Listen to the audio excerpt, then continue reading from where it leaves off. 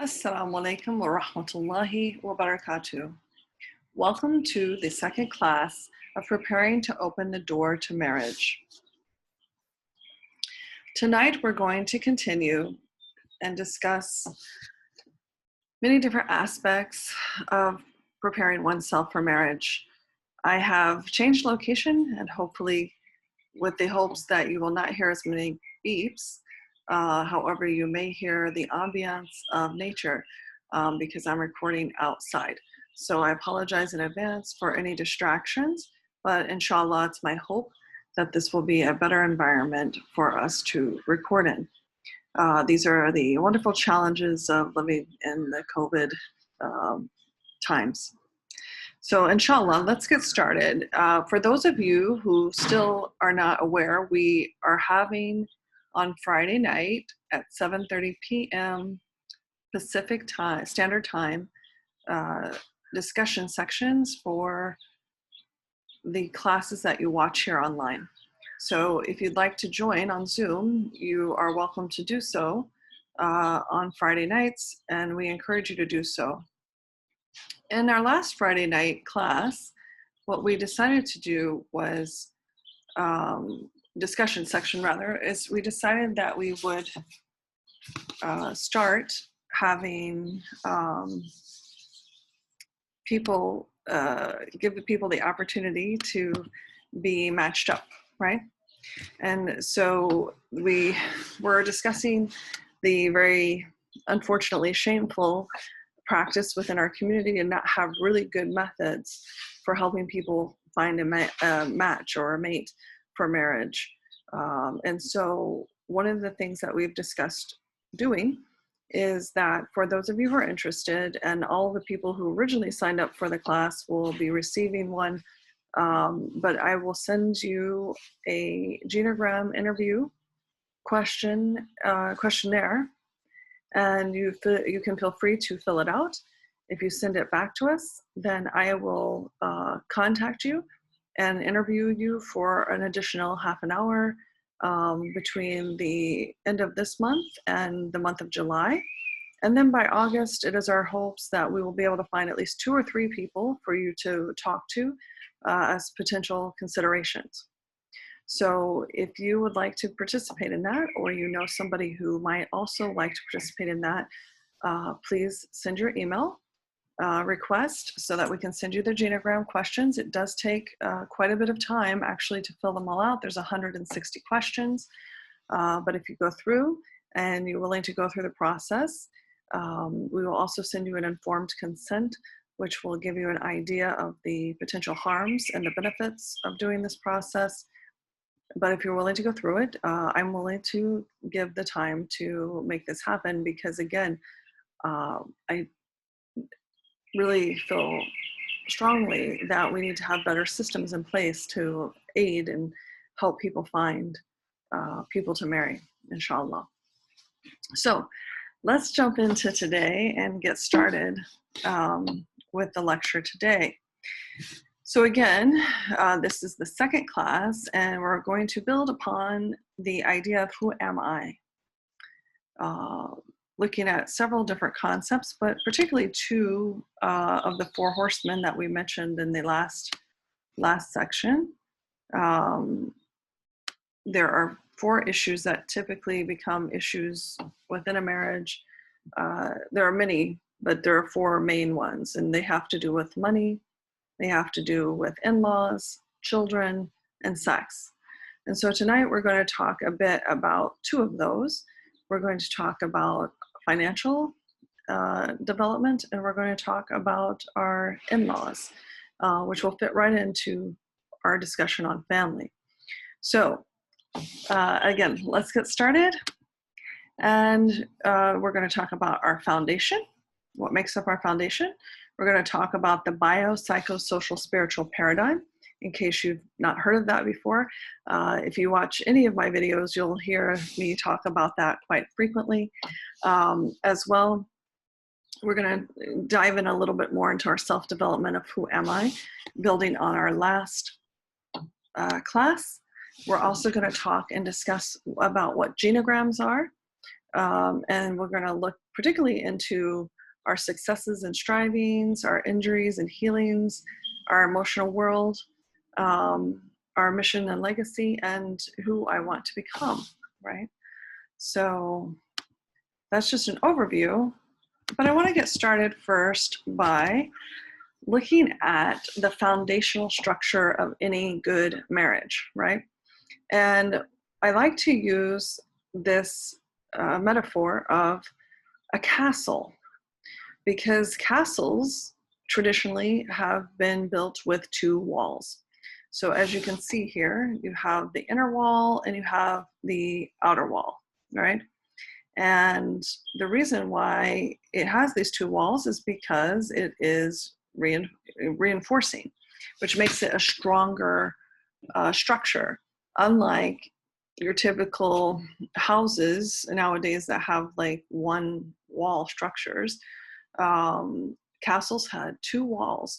And I think that this is a good metaphor because when we come into a marriage, we want to be two complete people, right? We want to be two whole people that join together. We're still maintaining some level of individuality, but we're joining together. And this is, again, quite different than some of the pop culture expectations or even other faith traditions that you might be familiar with, like Christianity, where you have the two people coming together in ceremony to become one. And there's even a unity candle to to symbolize that in many of the services. But within Islam, right, we're coming in as two whole individuals joining together to still be two whole individuals, but working together to encourage each other to become our best selves. So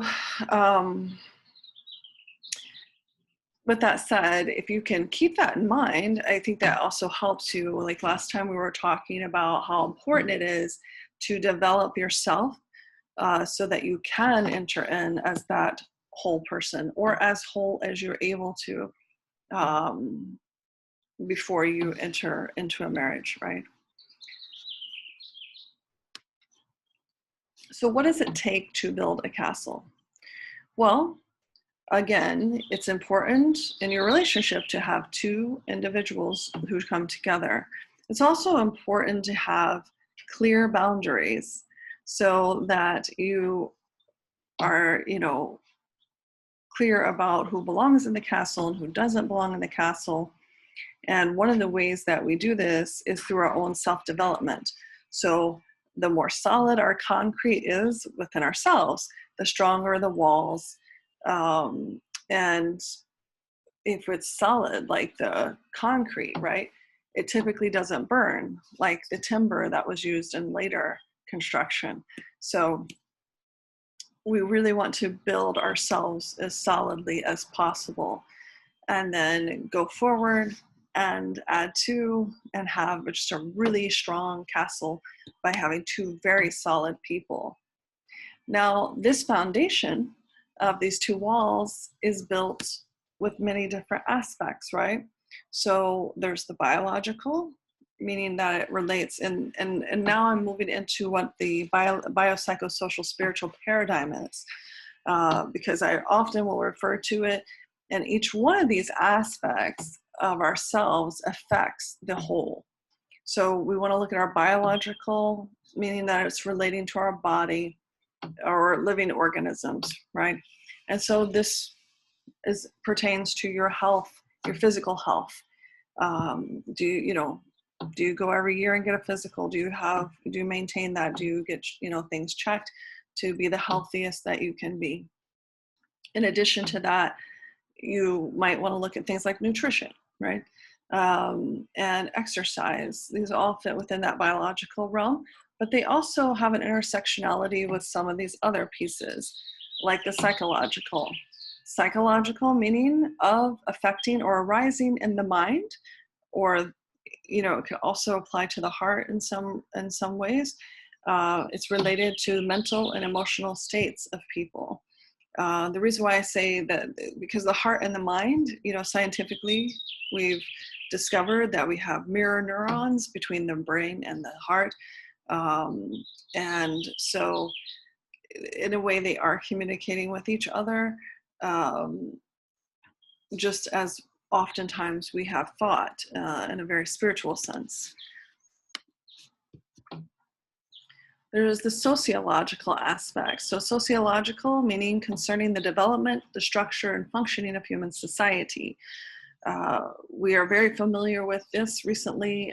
In our recent times, we talk a lot about structural and systemic issues, such as racism and structural stigma, not having access to different systems within a particular community. So sometimes we hear about food deserts.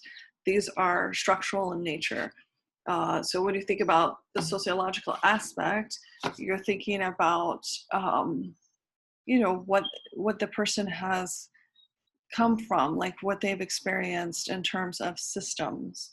How systems might also include things like traditions, right? Family traditions, particularly when it comes to getting married. And then we have the spiritual aspect to the biopsychosocial spiritual paradigm. And that's, of course, relating to or affecting the human spirit or the soul, as opposed to material or physical things, and relating also to religion or religious belief. So kind of parsing out a little bit here that it includes both religion and ritual practice, plus, spirituality. So it includes all of it. But all of these 4 aspects of this dynamic paradigm, account for the different pieces of who we are. And all of those different pieces have intersectionality, but at the same time, they also have their own distinct characteristics. But it's worth getting to know each piece of ourself in this way, as well as a potential spouse. So one of the ways that you can do this, there's an opportunity for discovery, and that comes in the form of quizzes. There are 3 quizzes that we're really blessed to be able to take for free on the following website. And I would like for all of you to take them, because it will allow you to get to know yourself. You will be able to learn your love language. You'll be able to learn your expression and understanding of apology, as well as anger. And these are 3 key pieces that will help you get to know yourself better, but also allow you the opportunity to get to know someone else. Why this is important, right? Particularly your love language. There are 5 love languages, as you can see. And here is the website. So please just,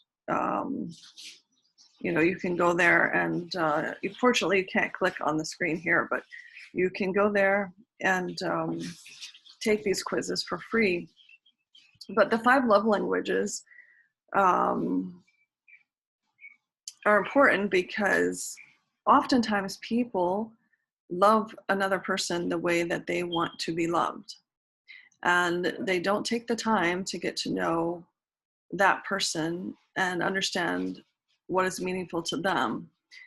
Again, it goes back to, some of you have heard me talk about, when we get married, everybody assumes that we all put milk in the refrigerator the same way, except that we don't. In every family, we put milk in the refrigerator someplace else. So people often assume that how they love is how everyone loves, but that's just not the case. There are, though, about 5 different ways that people express love, and people tend to be dominant in one particularly, or pretty close in 2, and then the rest tend to be much less. And so it's usually pretty clear which ones will be your preference. But you can learn what your preferred love language is, and then you can have a discussion with yourself about if that's the way you've been showing love to others, the way that you prefer to have it. Because if it has been, it's not like you've done anything horrible, but now you have an opportunity to change that and start loving people the way they want to be loved. So I recommend oftentimes that whole families take this and have a dinner discussion where you can learn about each of your family members and how they prefer to be loved. So it's a great opportunity. And even in that process of getting to know a person for marriage, it's something you can exchange like really early on to find out if you're, number one, compatible or willing, and compatible in the sense that you'd be willing to love somebody the way that they want to be loved.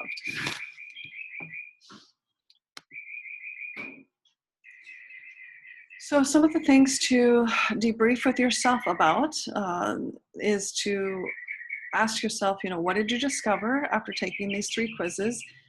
The love language quiz takes no time really at all. The anger and apology quizzes take a little bit more time, so you want to set aside some time to take them. But what did you discover? Were there any surprises? Do you have any questions?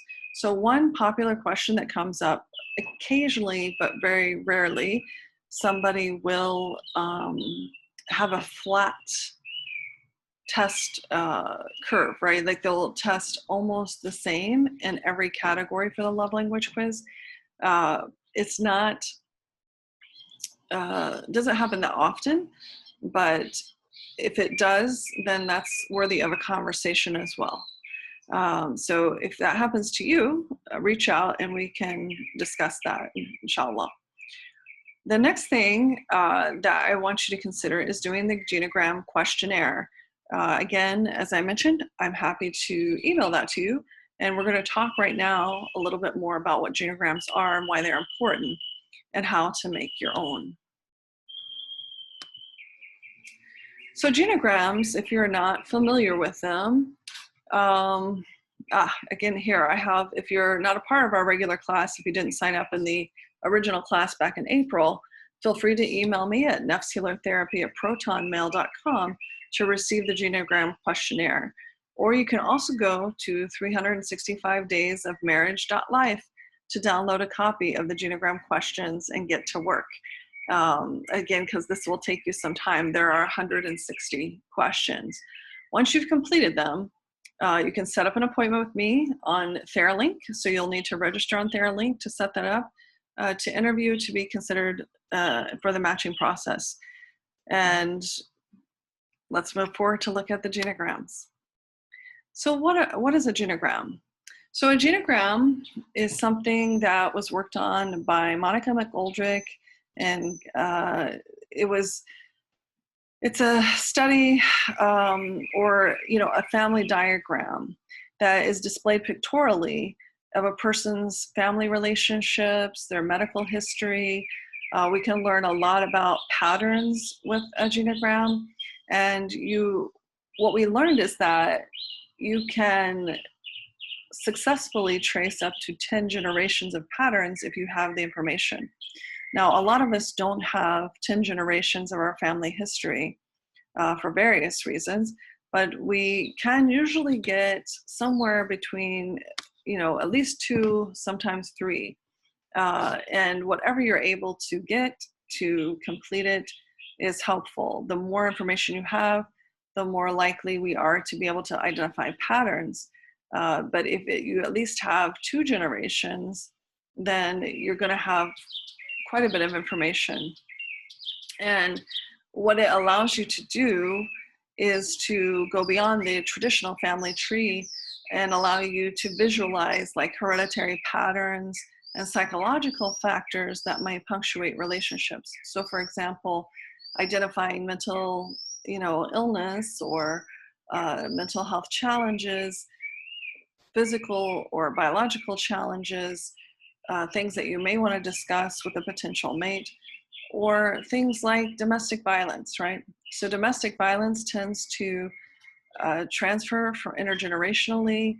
We see it repeating and have seen repeating patterns. And if that is something that's happened to you personally or other forms of trauma, we can work on breaking that pattern before it becomes your new pattern with your new spouse. We can also help you to make better choices through therapy so that you don't select a mate that would perpetuate the domestic violence pattern. So those are just a few examples, but there are others. And this is why this is a gold mine of information if you're willing to take the time to put yourself through the process and learn about yourself. The utilization of a genogram can help us tell our family history and help us to visualize our family story. You can think of your genogram as an opportunity to have a portfolio of your work to present to your partner, potential partner, and you may want to be with them long term, right? So you want to, you think about in your business or school, a lot of programs have at the end of them, here's my portfolio of all the things I've done. Well, this turns out to be a portfolio of all the things your family has done through generations. And again, it captures a wealth of information, everything from how and where our families lived, or their educational, backgrounds, their biological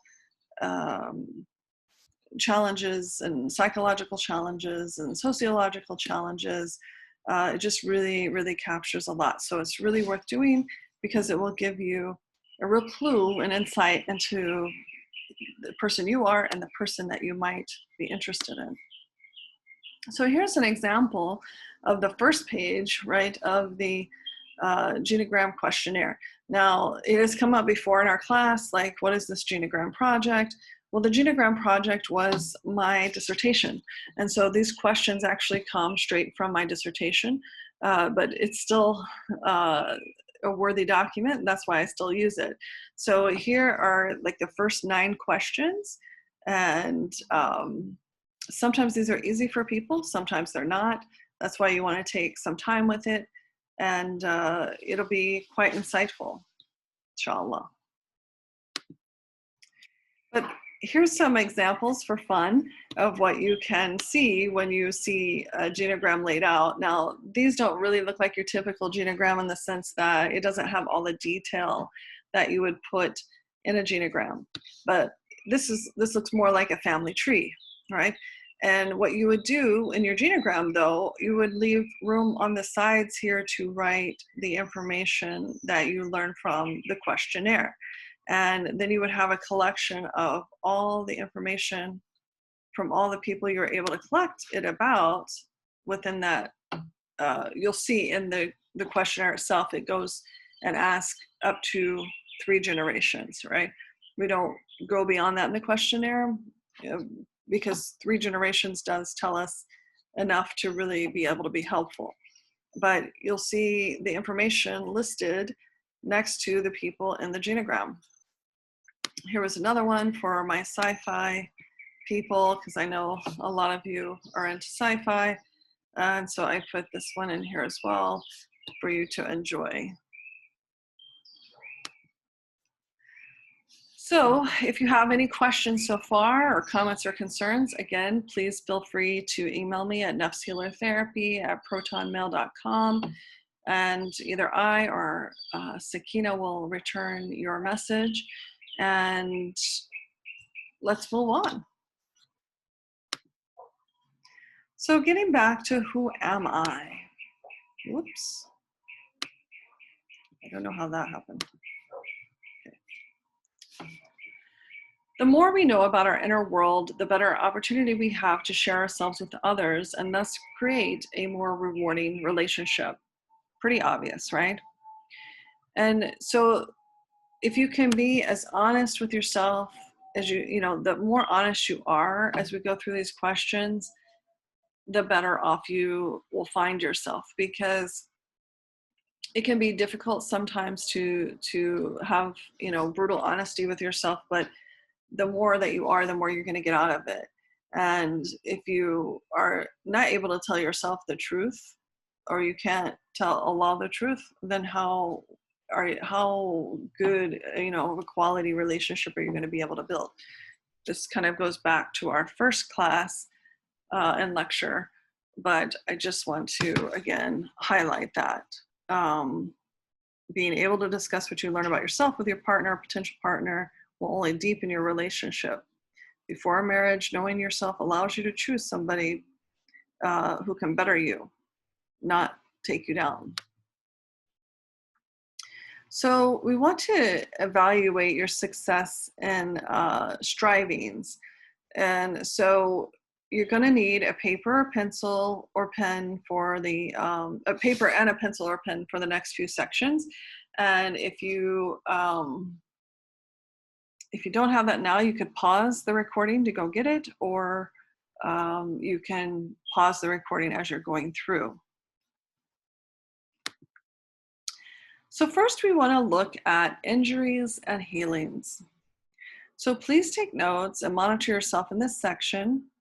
If you need to go away and come back, there's no shame in that, because sometimes even these questions, particularly if you've had significant injuries or traumas in your life, sometimes these questions themselves can be triggering. And just monitor yourself, check in with yourself, and if you're okay, continue on. If you need some time out, that's okay too. It's perfectly understandable and normal. So just keep track of that, and let's begin.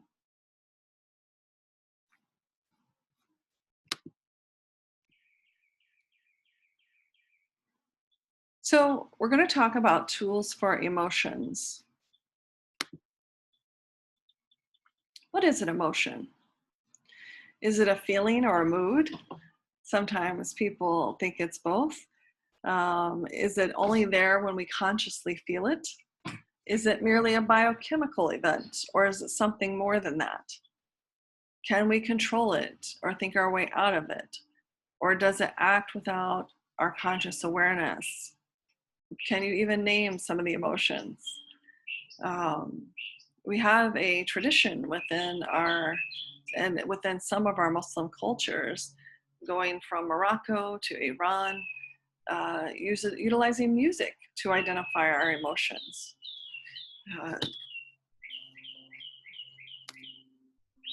So some of our emotions, here are just a few. It's not all inclusive, but here are a few of them, right?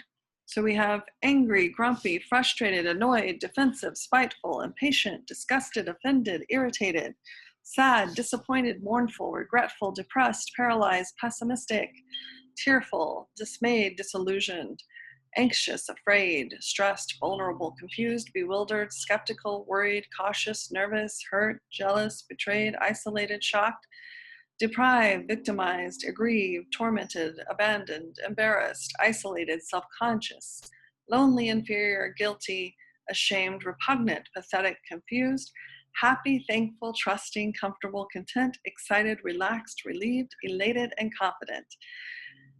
Now, that's a mouthful, but when we learn these emotions and how to feel them in the body, we are able to articulate more precisely what we are feeling, and we're able to share that with others more accurately. Imagine if we only know a couple of these emotions, and that's how we explain everything. It doesn't really get to the point of what we are trying to express.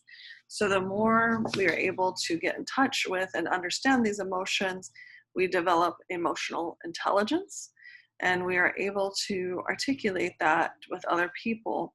And frankly, if we consider everything that's happening in the world right now globally, the more we have of this kind of intelligence, I think the more successful as human beings we will become. So we want to put the ground beneath us, and the way that we do that is we start to build that solid, sense of self.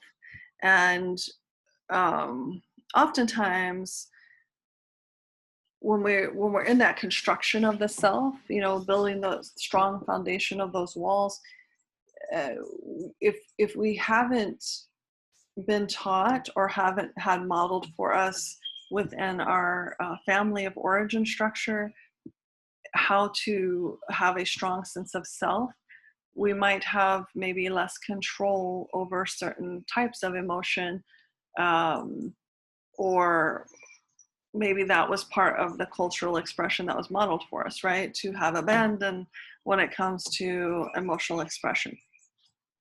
So sometimes when we're angry or jealous, we can say things we never meant to, or we can blurt out things we would never usually say. And when we understand anger, right, and its purpose, then sometimes we can recalibrate that so that we do less of that. As you remember, in one of the stories of the prophet, he talked about peace and blessings be upon him, advising someone because they had an issue with anger to not be angry. So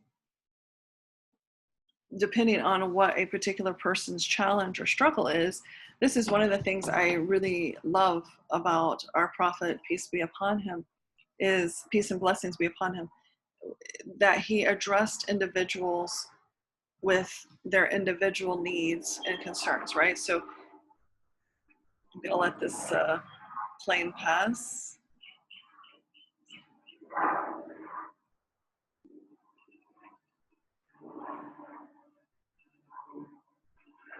If only I had the Jeopardy music right now.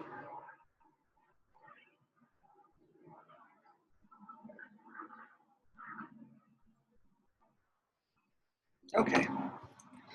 So in any case, I was expressing that he was able to take the person in front of him and really address what's happening, particularly with that person. And as a community, one would hope that for the future of our community, that we get to know each other that well, that we can give the medicine that's needed, which is to be able to look at that individual and figure out what they need as an individual. So for somebody, it might be not to be less angry. For another person, it might be to step forward, right? And not be an egoist, like I had mentioned in the first class. Must be a popular time for the planes.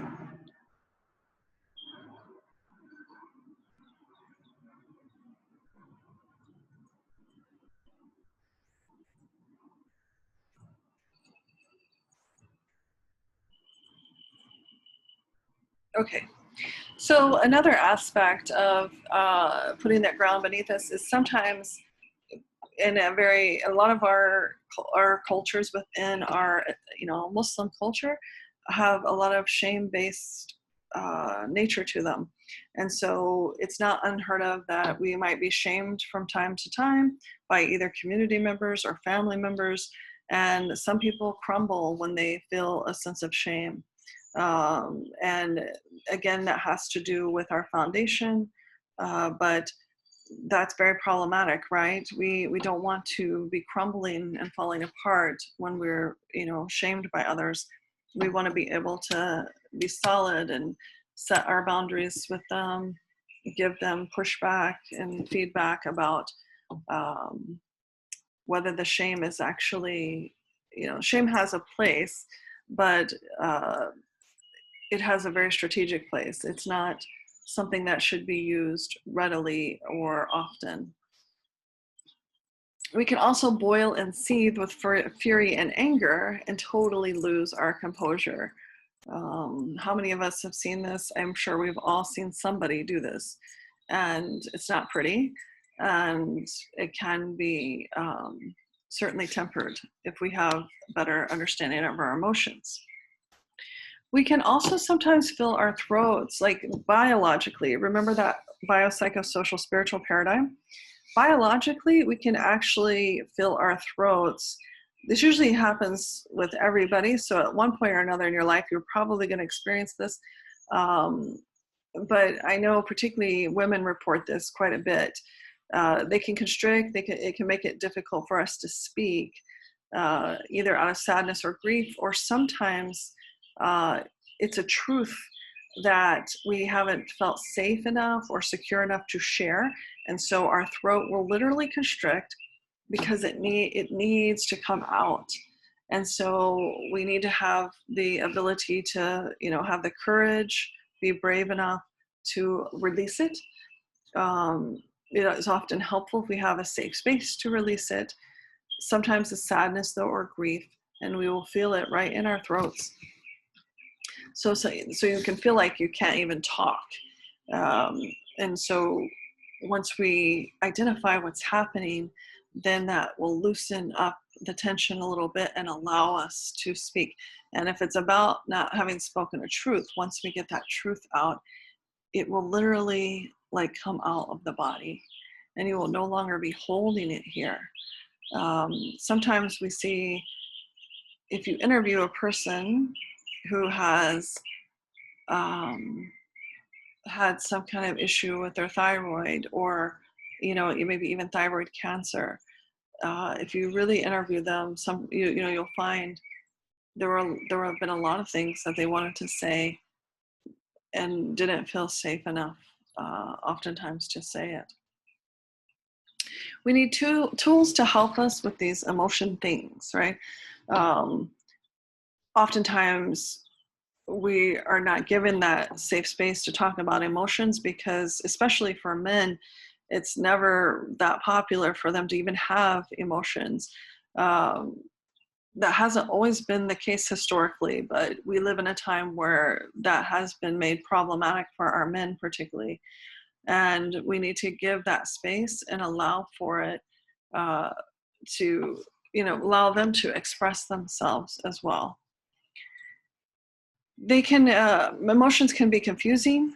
Even social scientists don't agree on exactly what the definition of them are, but the confusion can also lead us to clarify and come up with a set of definitions that we all agree upon. Can you think of a time when you were confused, but you had an aha moment of clarity? I'm sure you all have. Emotions are also fluid. They're constantly changing. So one of the blessings that Allah gave us, having all these emotional states is such a blessing to help us cope with life. It helps us be resilient, have our bounce back in life, to be able to have the ability to have these different emotional states. But another blessing about them is that they're fluid. They're constantly changing. So if you find yourself in an emotional state that is unappealing, then just be patient. Give yourself a moment. You can either identify what's happening and choose to work your way out of that emotion, or you can allow yourself to go through it, and time alone will change that emotional state. So, it's important that you keep in mind that these are temporary states, and if you wait one out, another will come along. In order for us to navigate the ever-changing and fluid tide of emotions, we need some ground. So it's important that we learn how to become grounded. We don't want to be as solid as concrete, and that we're immovable in our emotions, but we want to have some footing beneath us to be able to recognize and handle our emotions and the ones that come from other places. So you may not be familiar with this, but people project their emotional states onto you all the time. Have you ever been in a room and somebody walks in the room and suddenly you feel the energy change in the room? These are others' emotional states starting to encroach upon your own. And sometimes that has to do with personality type. Some people have bigger personalities, and so their energy is a little bit more affecting. Sometimes it has to do with you are an open person who hasn't learned how to construct your boundaries energetically with others to kind of not allow it to penetrate you. Sometimes it's just because the emotion that they're having, or emotional state they're having, is overwhelming.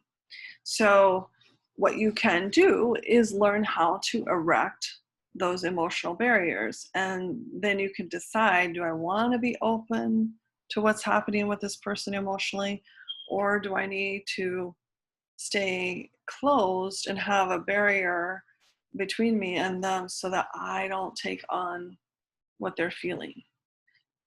This takes time and practice, but you can do it, and then you will be able to navigate the world with more control.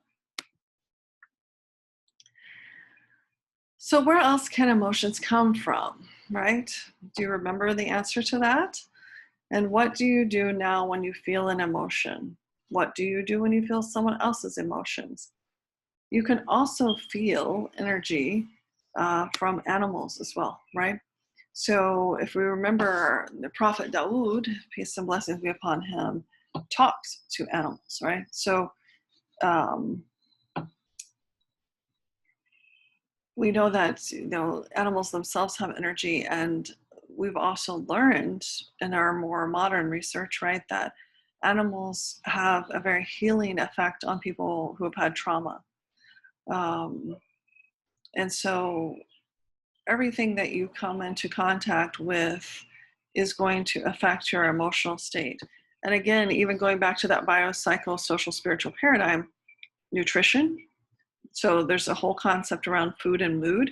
And you can go and watch. We have a earlier video that we taped in the Muslim and Mental Health series with a nutritionist where she talks about food and mood. So if that's something that interests you, you can go check that out. So understanding the language of emotions is really important, again, to understand how each one of these emotions feels in your body and how you personally express it. We're going to learn all about how to understand and feel these emotions and express them throughout this course. But to be honest with you, it's not going to be all comprehensive, right? Because understanding your emotions and expressing them is a lifelong process. Just like when you read a book, you may read it once and then you read it again like a few years later and it has a whole new meaning. And part of the reason it has a whole new meaning is because you have a whole new set of life experiences that you bring to the book. And the same is true with understanding yourself and also understanding your emotions, particularly. As you move through life, you will begin to understand things differently, and you will be able to refine your sense of self and refine your emotional intelligence. This is part of that refinement process that we are constantly and consistently trying to do as Muslims. We want to refine our soul, right? We want to refine our behavior so that Allah will be pleased with us. Part of that includes how we express ourselves, not just through words, but our emotional states, because those often come into contact with others around us, human beings, animals, plants. Some of you are probably familiar with how plants respond to emotion.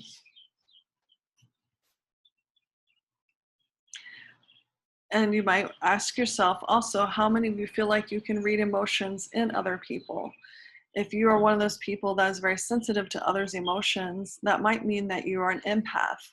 And that is also worth looking into, because empaths particularly are people that are a little bit more sensitive to others' emotional states, which usually lends them an opportunity to actually be higher in emotional intelligence, but they also have to learn how to construct stronger barriers when it comes to other people's emotional states.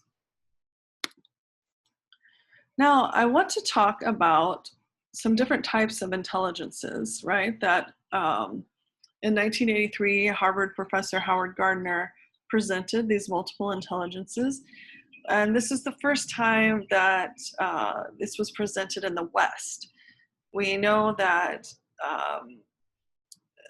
there are other traditions that have identified these different intelligences, but as far as the West goes, in 1983, that's when it was talked about and brought out for published research.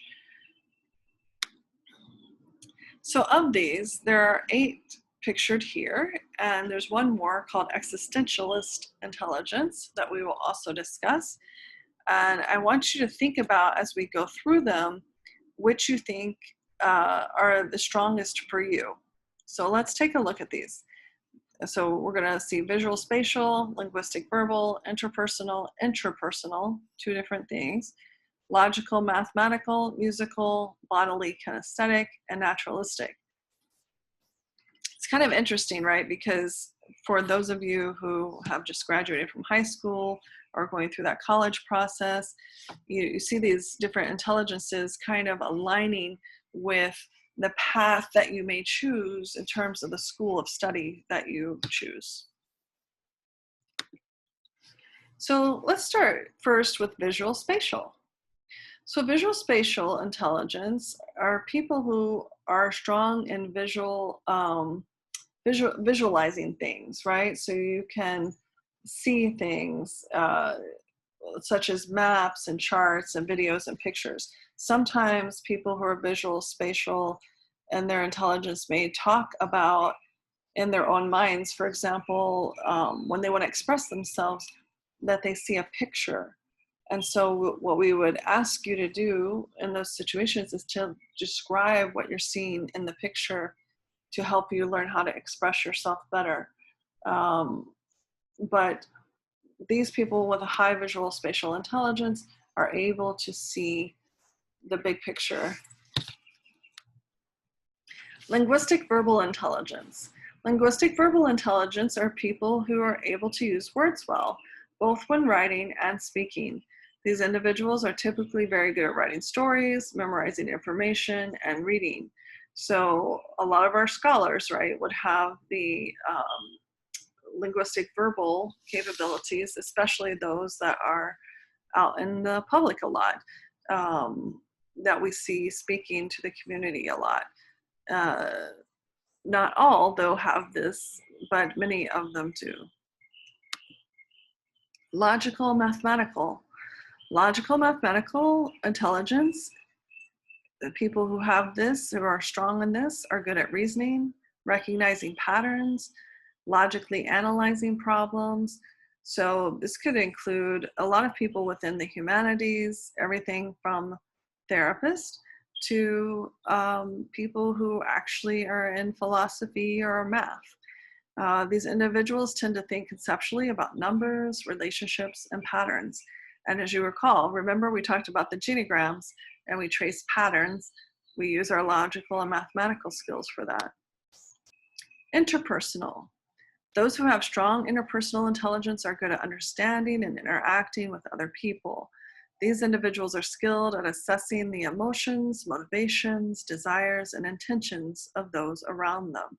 So, you know, have you ever encountered the aunties or the uncles who are at the masjid and who can't wait to see the people that are coming and want to embrace them and make them feel comfortable and offer them tea even or other items? These people oftentimes have a strong interpersonal intelligence, right? They like getting to know people and they take the time to get to know people, and then they understand, you know, how to assess their people's emotions, motivations, desires, and the intentions of those around them. Sometimes we also see people who are involved with the law who have a special set of interpersonal skills as well, which is something actually that would be desired and more desired as we look at things like community policing as opposed to a militarizational type of policing. But we can hopefully all increase our interpersonal intelligence because it will help us understand a potential mate better. Intrapersonal is slightly different, right? It's individuals who are strong in being good of their own emotional states, feelings, and motivation. So you have the interpersonal, which is about others, understanding others, and then you have intrapersonal, which is your intelligence to understand yourself, to be able to self-reflect, to analyze. Sometimes this includes daydreaming, exploring relationships with others, and assessing your personal strengths, right? And we're going to talk a little bit about how to do that in a minute, but this is a piece that I really, really want you to get good at so that you can have stronger interpersonal intelligence and be able to communicate with others your intrapersonal qualities. Musical. So again, remember how I mentioned that emotions were identified using the maqam, and from Morocco, you know, all across North Africa through to Iran, in the Middle East, in Persia, they used music. And the thing that was so beautiful about it is not only did they have the scales that we have here in the West, but they had some extra notes like half B flat. They, you know, had an amazing way of allowing for people to express or identify their emotional states in a way that wasn't just so one-dimensional, right?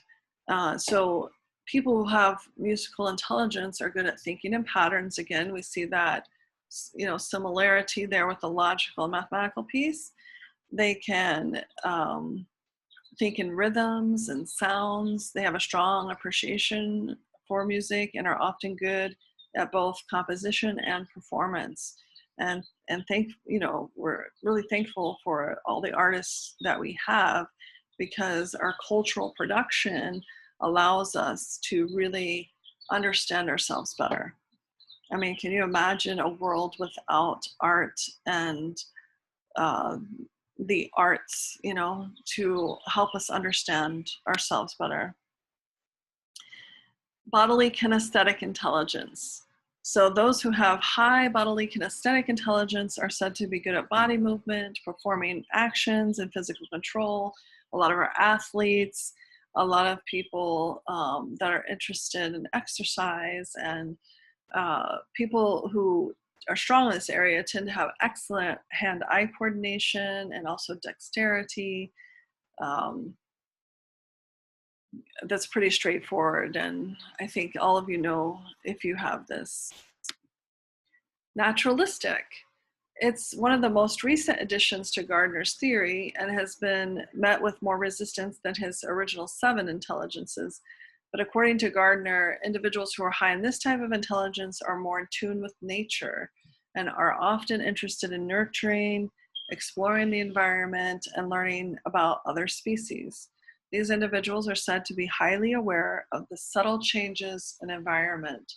So you will know this person when they are sensitive to things like light or smell or sounds, because they notice very subtle changes in the environment. And this is something that is definitely worthy of investing in, this type of intelligence, particularly as we look at things like global warming or our way forward in the environment around eradicating things like pollution, trying to make our food actual real food and not genetically modified food, and so forth. People who have this instinct and intelligence are more able to help us as we develop in these areas. Existentialistic.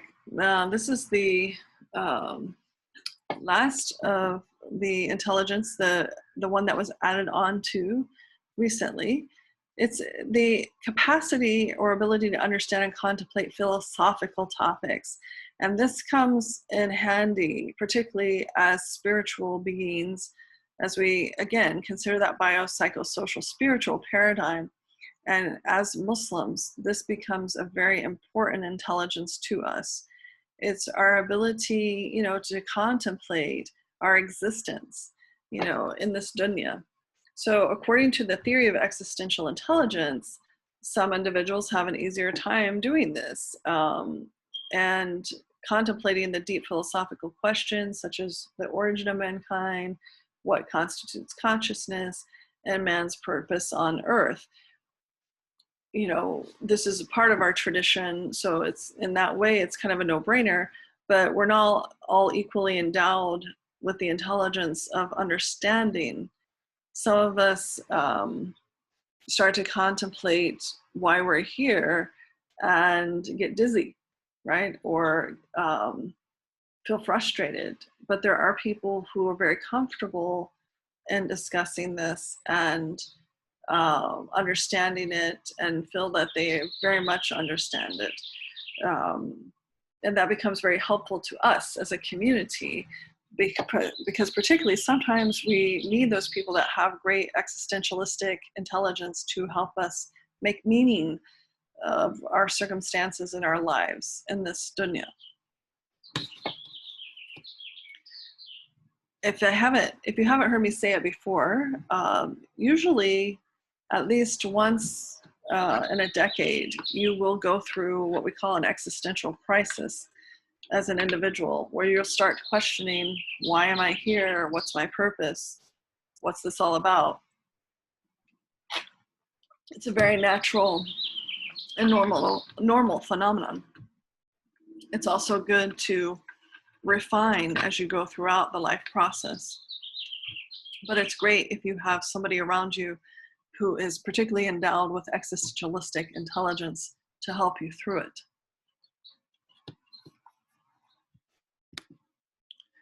So what are your strengths and weaknesses? I want you to sit for a minute and contemplate, put the video on pause and think about, what are your key intelligences? Where are you strongest? Where are you weakest? Where could you use a little bit of improvement?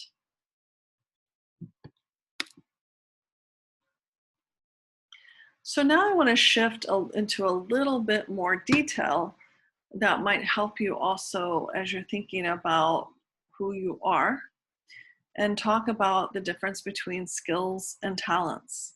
So let's talk about what is a skill, what is a talent, what are strengths, because skills plus talents plus strengths can create a superpower for you.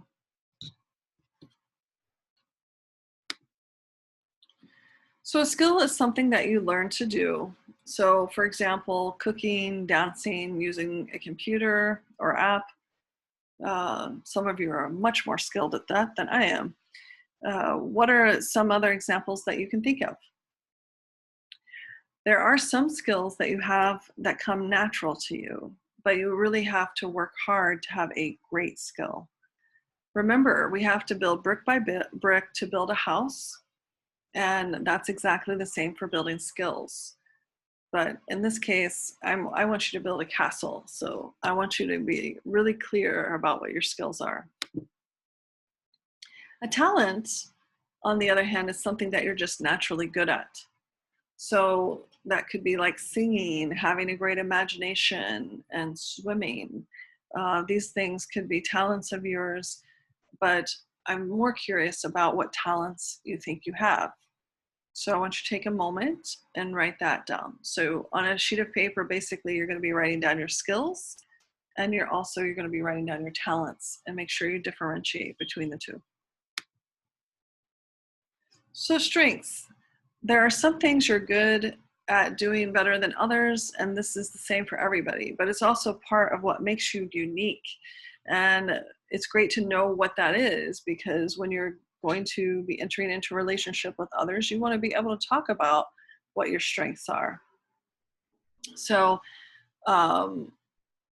what makes you different in this way, this is what we call strengths, right? So for example, some people are good at math, but not so good at English. Some people are good at basketball, but not so much at baseball. Some people are good at sewing, but not at knitting. And being able to differentiate yourself in this way is very, very helpful in being able to communicate with someone else who you are. It is also, allows you some insight, some self-reflection to decide if you like that, if you like what your strengths are, or if you need to beef them up a little bit. Again, if we take a skill, we add a talent, and we add our strength, then we can create our own superpower. So I'm curious what you think your superpowers are. How can they help you in understanding your own emotions? and how can they help you be more resilient? Remember, being resilient is our ability to bounce back. An exercise that you can try in helping you, again, identify your skills, your talents, and your strengths, and your ability to be resilient is an art exercise we call the Scream. So many of you are familiar with Munch's Scream painting, and we can use this to see how stress affects us, right? Most of the time when people look at this painting, it evokes a sense of stress, right? Just the way the images, the colors, the texture. And I want you to take 2 to 3 minutes to just look at this painting. Believe it or not, this painting was created back in 1895, and yet it stood the test of time in being able to evoke that imagery. Once you have taken 2 to 3 minutes to look at this image, make sure you pause the video, and I would like you to try drawing your own image of what stress and anxiety look like to you. This will provide you some insight into your own facets of how you understand and express stress and anxiety. Here are some questions to consider as you draw your own image. How do you look and feel when you are stressed? What are your stress triggers? What do you do or would you like to do to decrease stress? And if you want to share your drawing with me, I'm happy to see it. This may also give you insight into whether you have that particular type of intelligence.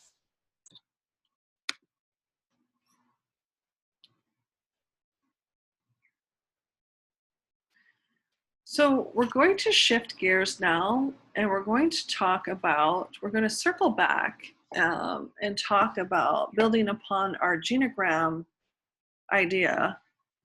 We're going to start talking about one particular issue that is very important to married couples, and that is where our parents, and by way of our potential spouse, their parents, so both our parents and our in-laws, where they fit into our lives, right? What our expectations for that is.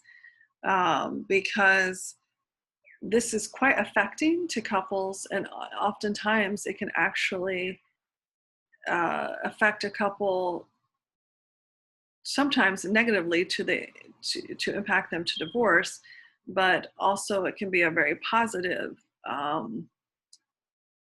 addition to your relationship if you understand its importance, right? So researchers, I wanted to share this with you while I have you as well. Researchers followed 373 couples since they were first wed in 1986. So a little bit older research, but still relevant. And each couple, both the husband and wife, rated how close they felt to their in-laws on a scale of 1 to 4. Researchers tracked the couples over time and collected data, including whether or not the couple stayed together. Marriages in which the wife reported having a close relationship with her in-laws had a 20% higher risk of divorce than couples where the wife didn't report a close relationship. Conversely, marriages where the husband reported being close with his in-laws had a 20% lower probability of separation than couples where the husband reported a relationship that wasn't as close. I am curious as to why you guys think that is the way it is. The prophet, peace be upon him, said, "The best of you is the best to his family, and I am the best amongst you to my family." When we keep that in mind, right, that our intention is to be the best to our families, we're having that positive intention. We still, though, want to look in an evaluative and critical weigh at the following questions in this regard to further develop who I am and to also be able to step into that role with a potential spouse. So what would I want my potential mate to know about my relationship with my parents? What are the key events or key themes that really create memories for you when it comes to your own parents? And then how do you want your potential mate to interact with your parents? What are the expectations? What are the boundaries? Again, yeah, what are the boundaries I would expect to have with my in-laws, right? How do I see them playing a part in our lives or not? And do I plan to live with my in-laws, or do I plan to have my parents live with me?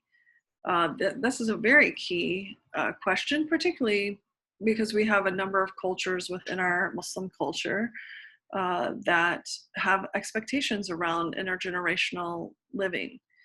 So it's important to have that conversation and be really honest and open about it. How do I envision my in-laws as grandparents? So you really may or may not know, if you haven't had any children yet, where you fall in terms of answering that question. But all you can do is utilize the information you have at hand. So this is where your skills of thinking ahead and trying to guesstimate what you think it might be is still worthy of a discussion, because you can see if you're in a similar place around the answer to that question. That question may change over time, especially after you have children, but it's a good idea to have a place of starting when it comes to that question. If there is a loss of parents or a parent, meaning before you get married, how will you as a couple provide your children with an extended sense of well-being?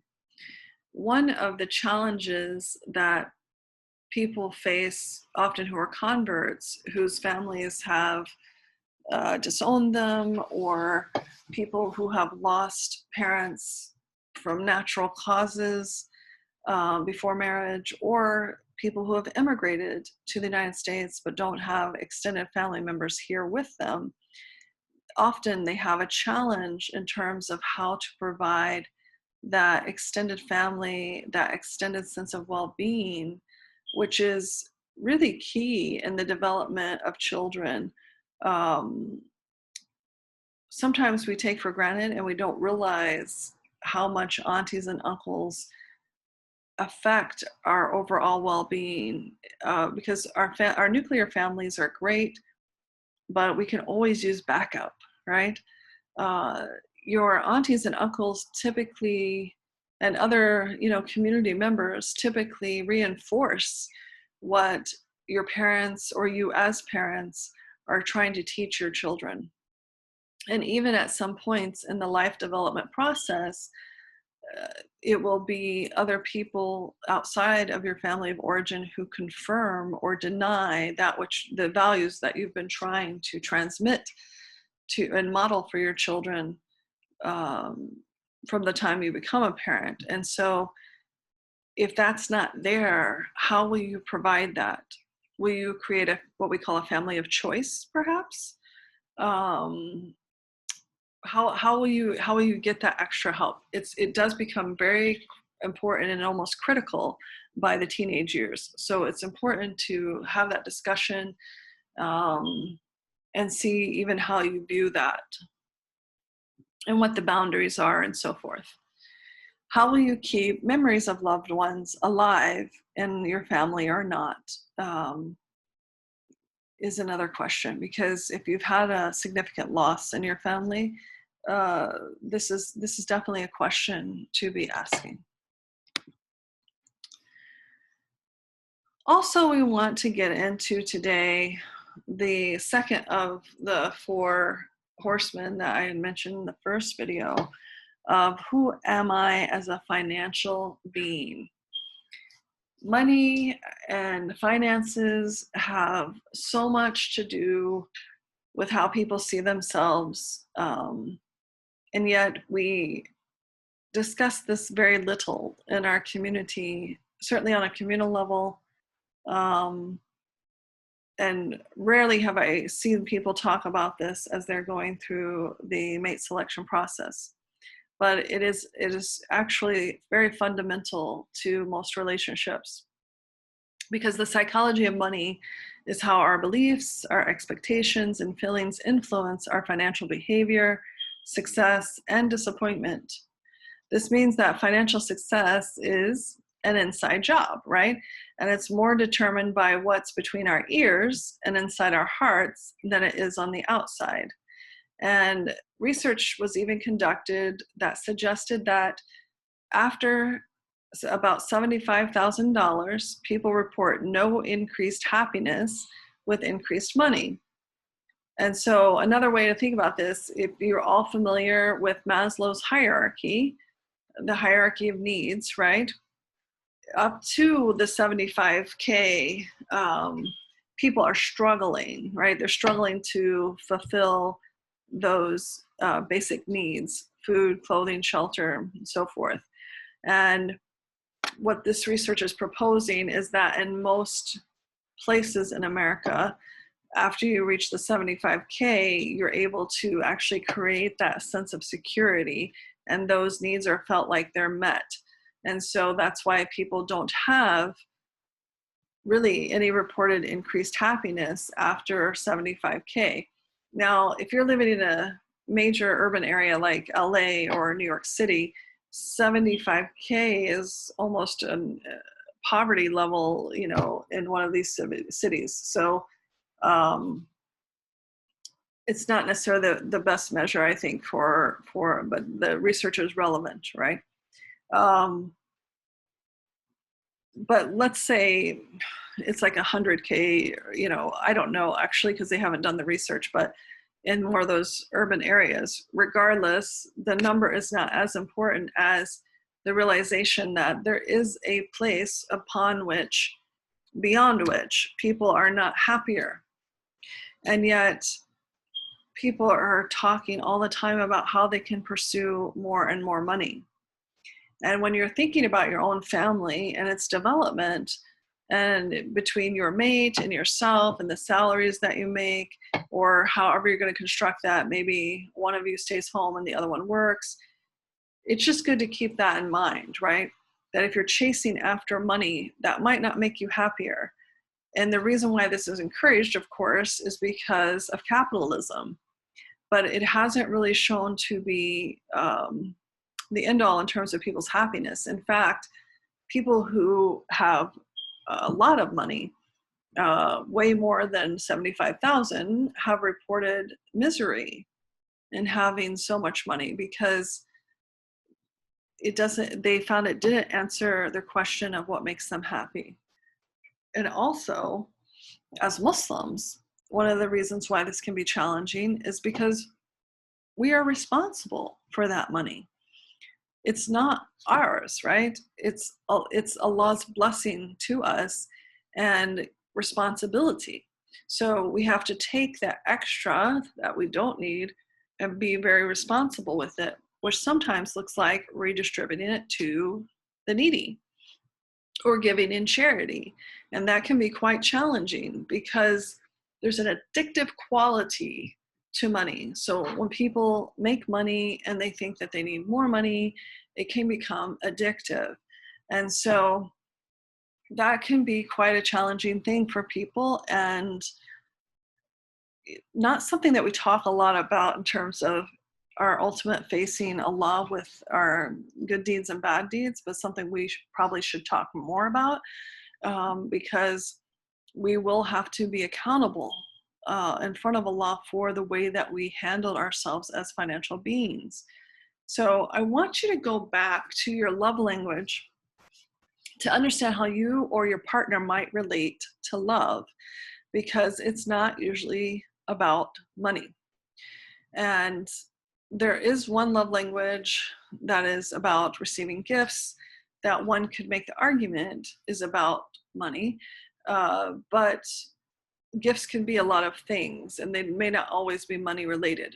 So for the most part, The love languages have absolutely nothing to do with money. And if you think that that's the way you're going to express love to your partner, then you're already off to the wrong start. It's important to start seeing how you get to self-actualization, and money doesn't provide self-actualization.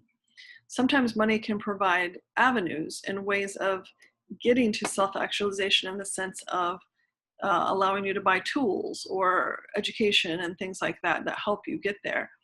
But the money itself is not the end all. So when you explore this topic, you'll learn more and more about yourself, and also learn about the type of person you want to be with. This is a very serious topic because it not only has, implications about who we are as people, as individuals, but, in terms of preference and so forth, it also has to do something with our moral and spiritual development. And so I can't emphasize enough how this is going to be important in your life moving forward. So financial dysfunction occurs often when, number one, self-esteem, love, or belonging are equated with how much money you have or is given to you. So if you are a person who has had a particular challenge in your family of origin of being without, right? Sometimes that can affect your self-esteem or sense of belonging. Like if you were in your childhood one of those kids in the class who didn't have the latest, clothing or shoes, or maybe you didn't get a car when you were 16 and other people did. Although that's a fallacy. A lot of kids, most kids don't, but they all say they're going to. But that can affect your self-esteem or your sense of belonging. Sometimes, unfortunately, parents throw money at things when they don't feel that they have time to give to their children. And so that again equates love and money, which is a false equation. And so this is where financial dysfunction can occur. Two, if we try to meet our needs for safety and security with relationships instead of financial security, right? So in other words, this is sort of the opposite. If we don't tie our camel, right? We are taught by our prophet, may peace and blessings be upon him, to tie our camel, meaning that part of that foundational structure of a relationship is ensuring your own safety and security, and particularly around financial security. This is why we have dowries. This is why we have contracts, to make sure that people, because in the beginning, everybody's excited about getting married. And then as time passes on, people become sometimes less enchanted with each other. People get upset with each other. And if you have not sought to tie your camel, this can put you in a real horrible place and not give you, and unfortunately, when you're in that place of not having done so, you can feel very unsafe. You can feel that you have no sense of security, and that will decimate a relationship because it's a financial dysfunction, but it actually has an impact on your relationship. The inability to reconcile that we know we have emotional needs, and if we don't fill that hole inside our emotionality, it will be replaced with another behavior. So sometimes we see this in the way people use money, right? They think that if they just make enough money, that they will fill that hole that is actually an emotional hole. And we see this happening a lot in men, particularly because it's correlated with the fact that men have not been allowed socially to express emotions or have emotions. And so we can see this happening more often with men. However, it can happen with women too. So sometimes people invest in their relationship with Allah, subhanahu wa ta'ala, to fill that hole. And that's really the wise thing to do. But others will look to other behaviors, sometimes modeled by their family of origin, sometimes modeled by TV or ads and other distractions that give the illusion that money will fill that hole. When in point of fact, it usually leaves people feeling very empty and alone. They still don't fill that hole, and dysfunction perpetuates. So additional problems with understanding money. The number one issue among newlyweds is money. This is the number one reported issue among newlyweds, and it has to do with an incongruence of how they understand money and its use. It's also the number one cause of divorce in relationships, whether you're married for a year or 50. It's the number one cause of divorce. One of the reasons is because of irrational beliefs. So 2 particular irrational beliefs that we see happen frequently are: 1, how much one spends on you is proportional to their love for you or care for you. Now, again, going back to the love languages, we know that's not the case because love is not expressed in that way most of the time. Sometimes this is more or less reinforced by our family of origin. Again, as I gave you the example before, sometimes parents throw money at situations instead of being present. Or another way to look at that is sometimes it's not because of plenty, sometimes it's because of need, right? So both parents are working all the time, and so children are neglected. And so they develop this cognitive thought that, well, if my parents had just had more money, they would have given me more attention. It's not about that. It's about prioritization. And that often gets missed. So this is one of the ways these irrational beliefs can develop. 2, if you spend enough money, it will solve relational issues. Again, so if you go buy somebody an expensive gift, a car, a house, that expensive engagement ring, if I put my child through private schools, it will make up for their inability, the parents' inability to instruct them. Yes, these are all myths, right? And these are irrational beliefs. You can't spend enough money to solve relational issues. You can invest good money to solve them by getting help, but you can't, just change it by spending the money. You actually have to put in the work.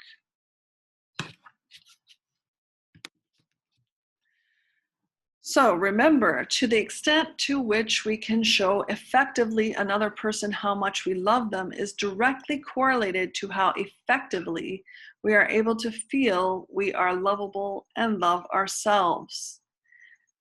This is a key point coming directly back to our self-development and the investment in our self-development. I'm going to repeat this one more time because it is so important, because money is just not where it's at, folks. Remember, to the extent to which we can show effectively another person how much we love them is directly correlated to how effectively we are able to feel we are lovable and love ourselves. So here are some questions to consider about who you are as a financial being. How obsessed am I with money?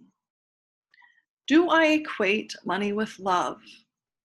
How much does the money I have reflect how I see my self-worth? How much do I want to spend on the traditions leading up to marriage? How do I feel about charity, interest, and socially responsible spending? Again, this goes to our spirituality. What role do I believe family of origin or in-laws have in my marriage around money? Are your emotional needs interfering with your ability to understand, utilize, or manage money? If so, how might this affect a future relationship? What do I also need to know about the potential spouse and their emotions and money. If I identify a dysfunctional pattern, what behavior can I replace it with to feel the emotional need or hole within myself? How would I be able to help someone else with this problem? Meaning, if you were in a relationship with your spouse, how would you be able to help them to feel that emotional need or that emotional hole, so that they don't turn to something dysfunctional like thinking that money is going to do it? Sometimes people also try to replace this with food, and that doesn't do it either. There is a promising piece of research that when we share our issues with money with others, I mean, this is kind of a no-brainer, but I thought I would put it in here for your information, we are able to conquer our issues with it. So can you discuss money with the people you love, your friends, your family of origin? Or is it really difficult to do? Because that tells you something in and of itself. Sometimes when we don't have an answer to a question, that also gives us insightful information. What do I know about Islamic finance? Another level of understanding that you will want to get to. And how will you teach your children about money? So I wanted you to think about what you're taking away today. We covered a lot of different topics. There are a lot of questions for you to answer in here and exercises to do. So what did you learn? What do you still have questions about in these particular areas? And how will this help you? Remember, to every complex problem, there is a simple solution that doesn't work. Think about that. So in our next class, we will be working a little bit more on the language of emotions. We'll be finishing our mission and legacy, and we will be finishing the work of Who Am I? By talking about two other pieces around our sense of being in regards to who we are as parents, like what our ideas are about being parents and children, and who we are as sexual beings. So as you can imagine, that's going to be a packed class, packed with information. And I look forward to seeing you all next weekend for our next installment of Preparing to Open the Door for Marriage.